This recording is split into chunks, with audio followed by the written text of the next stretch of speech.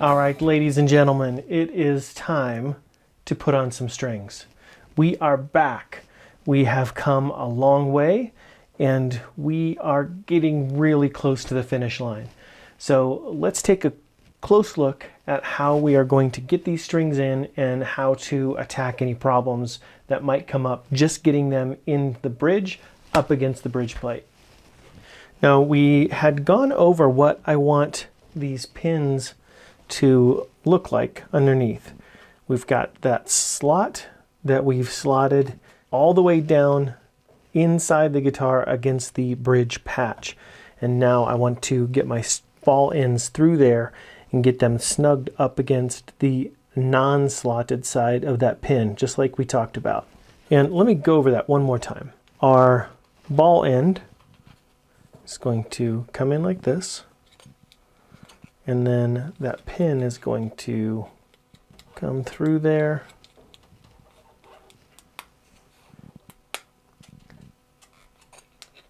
And it's going to sit right against the bridge plate like that.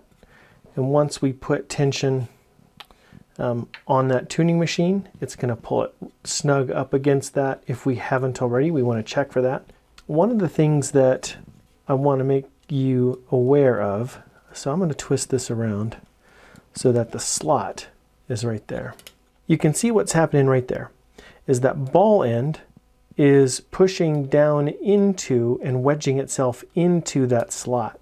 And what can happen over time is that in that slot, the head can wedge itself and start wallowing out your bridge plate. That's why I always turn that around to make sure that the solid side is butted up against that ball end of the string. To me, it's very important, and it gives me a very secure location for that ball end, and it forces it right up against the bridge plate and gives me, I think, a better tone than if it just kind of wedges itself in between the slot on the pin and the plate. Sorry for the lengthy explanation, but it's really important to me. Now this slot here is smaller than my string. So I need to go back and cut that just a little bit wider to accommodate this, because these are double wound at the end, and as it comes back around, that needs to be a bit wider in here to accommodate this. So I'm going to do that real quick. That's one of the problems that can arise while we're stringing up.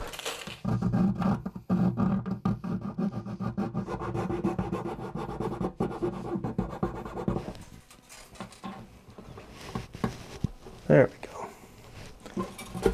I'm going to reach inside, make sure that that ball end is up against there, and it is.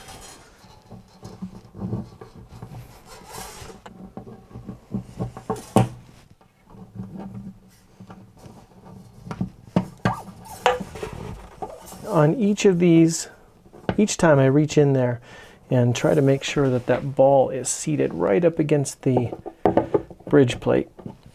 If it's not, I loosen the pin, try to finagle it up there a little closer, and get it making contact. That looks good.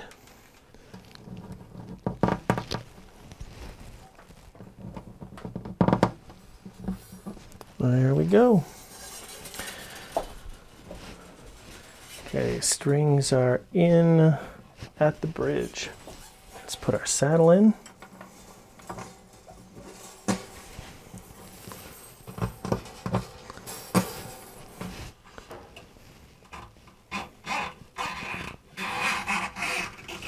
Okay, I've got that pulled through. I put about 4 or 5 inches of slack here so that I've got enough to wrap around the tuning machine. So let's do that. Now its first trip around, I am going to slide it under and then let it go over.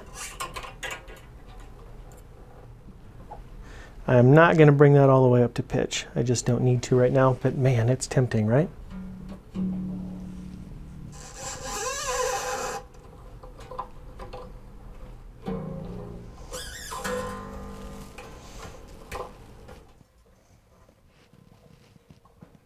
And finally the high E.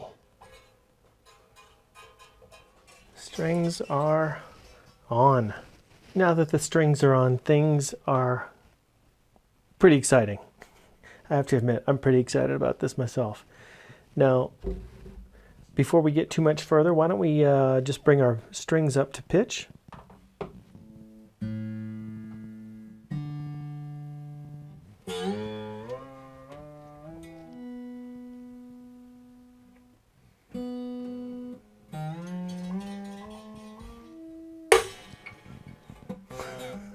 Those pops are always nerve-wracking.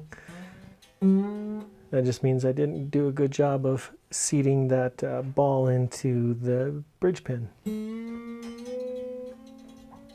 Okay, your strings are on, but we've got a pretty sharp break angle over here. I'm guessing most of your action is going to be a little bit high, and that's okay.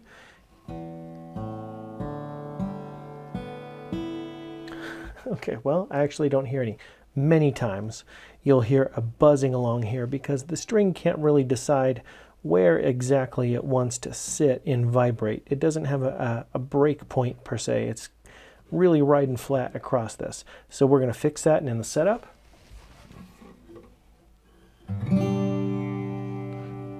But I like what I'm hearing so far.